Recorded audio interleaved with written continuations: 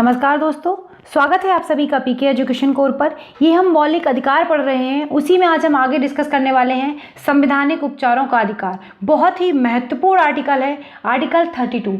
इसके बारे में जानना उतना ही ज़रूरी है जितना कि आप पूरे मौलिक अधिकारों के बारे में जानते हैं, क्योंकि ये ऐसा अधिकार है जो व्यक्ति के लिए ये प्रावधान करता है कि अगर उसके अधिकारों को हनन किया जा रहा है या अधिकारों को कम किया जा रहा है तो उनको किस तरीके से जाके वो न्यायालय में उसके लिए रिट दायर कर सकता है। अभी उन सारी रिट्स के बारे में हम पढ़ेंगे और समझेंगे कि हम कब कब और कहां पर अपने अधिकारों के बारे में ऐसा कर सकते हैं।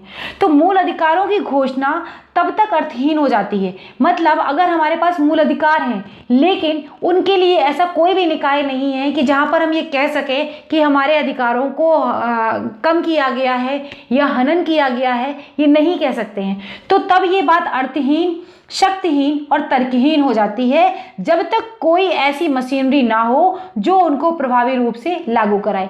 प्लीज़ अगर आपने अभी तक हमारे चैनल को सब्सक्राइब नहीं किया है तो चैनल को सब्सक्राइब करें, बेल आइकन को प्रेस करें और अगर आपको वीडियो अच्छा लगे तो प्लीज़ एक लाइक अवश्य कर दें। आपका लाइक करने में कुछ नहीं जाता, मुझे थोड़ा अच्छा लगता है, प्लीज़ एक लाइक अवश्य दें। तो इसके लिए ही अनुच्छेद 32 संवैधानिक उपचार का अधिकार प्रदान करता है। इसे ही भीमराव अंबेडकर द्वारा कहा गया है संविधान का सबसे महत्वपूर्ण अनुच्छेद बताया गया है और इसमें कहा गया है कि इसके बिना हमारा संविधान अर्थविहीन है। यह संविधान की आत्मा और हृदय है। कैसे? हमारे देश में जितने आप संविधान बना, संविधान किन के लिए बना? लोगों के लिए बना। लोगों के लिए संविधान बना, उसमें नागरिकों और गैर नागरिकों को भी कुछ कुछ अधिकार दिए गए, लेकिन जो नागरिकों को अधिकार दिए गए उसमें मूल अधिकार कितने ज़्यादा महत्वपूर्ण हैं। व्यक्ति की गरिमा और व्यक्ति के जीवन जीने से संबंधित जितने भी अधिकार हैं उन सभी अधिकारों को बताया गया।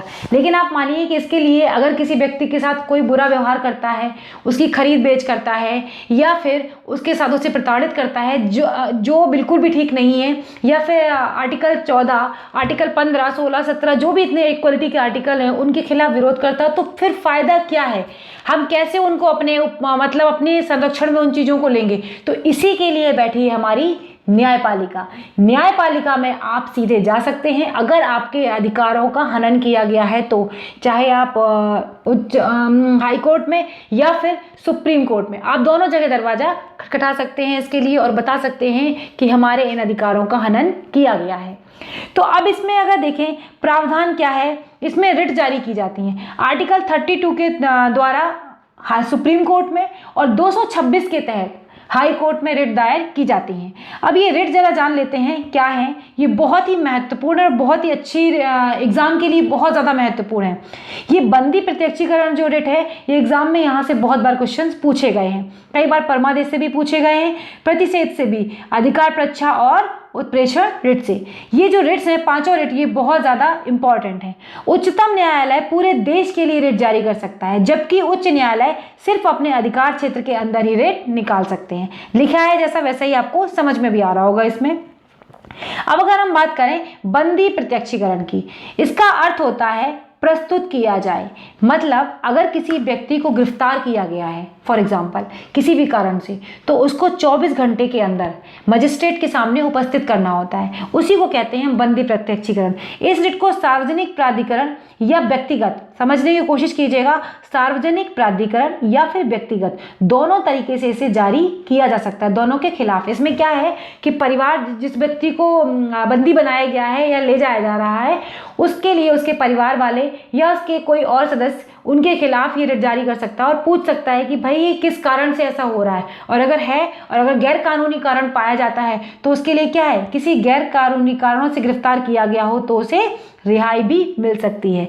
बंदी प्रत्यक्षीकरण का मतलब भी जैसे समझ में आ रहा है कि किसी व्यक्ति को अगर बंदी बना लिया गया है तो उसके जो रिलेटिव्स होंगे या उसके फैमिली मेंबर्स होंगे, जो भी होंगे, उसके खिलाफ ऐसा पूछ सकते हैं कि भाई क्यों इसे बंदी बनाया गया, और अगर ऐसा है कि किसी अन्य कारण से उसे बंदी बनाया गया जो गैर कानूनी है तो उसके लिए उसे रिहाई मिल सकती है। परमादेश का मतलब जैसा कि समझ में आ रहा होगा, हम आदेश देते हैं। इसका अर्थ क्या है? हम आदेश देते हैं। क्या आदेश देते हैं? यह एक नियंत्रण है जिसे न्यायालय द्वारा सार्वजनिक अधिकारियों को जारी किया जाता है। किसको जारी किया जाता है? सार्वजनिक अधिकारियों को ये जारी किया जाता है ताकि उनसे उनके कार्य और ना करने के संबंध में पूछा जा सके कि भाई क्यों ये काम नहीं कर रहे हैं। किसी भी सार्वजनिक इकाई, निगम, अधीनस्थ न्यायालय, प्राधिकरणों या सरकार के खिलाफ समान उद्देश्य के लिए जारी किया जा सकता है। मतलब कोई व्यक्ति है, अगर किसी ने कह दिया कि सपोज करिए आप ये होटल बनवाइए, कोई व्यक्ति उसको बोला है या कोई फर्म बोली है, निगम बोला है कि हम आपको फंडिंग करेंगे और एंड वक्त पे लास्ट में मुकर जाए, तो इसके लिए क्या है, इसके लिए ही ये परमादेश का जो रेट है ये जारी की जा सकती है।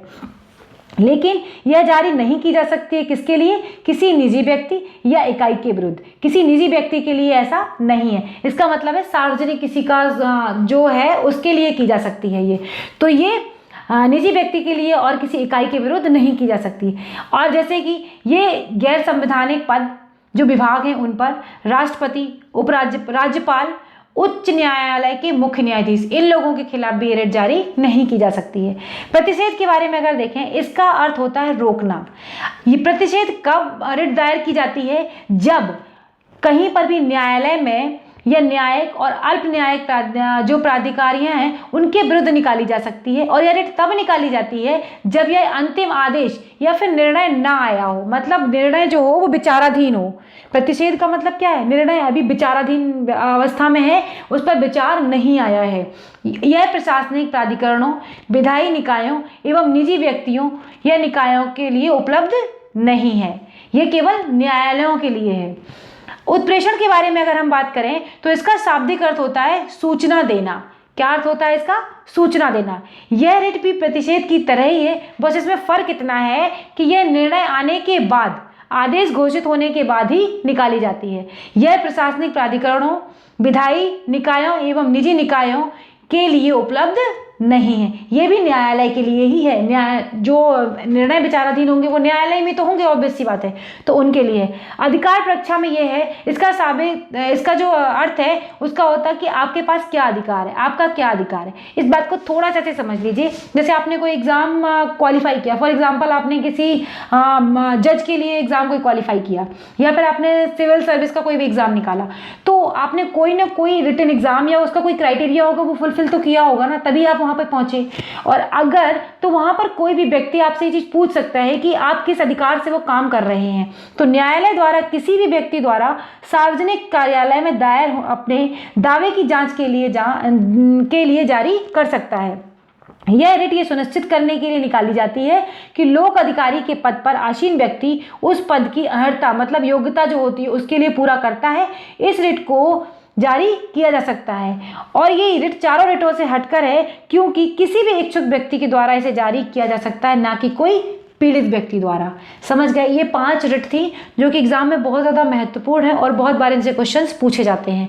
तो ये था पूरा वीडियो जो मैंने आपके साथ डिस्कस किया। अगर आपको वीडियो अच्छा लगा है तो प्लीज़ लाइक करें, शेयर करें, और अगर अभी तक आपने हमारे चैनल को सब्सक्राइब नहीं किया है तो प्लीज़ चैनल को सब्सक्राइब करें। इसका PDF जो है वो मैंने डिस्क्रिप्शन में दिया हुआ है, आप उसे वहाँ से देख सकते हैं। और कमेंट बॉक्स में अवश्य बताएं कि आपको वीडियो कैसा लगा। अगले वीडियो में फिर मिलेंगे, तब तक के लिए धन्यवाद दोस्तों, नमस्कार।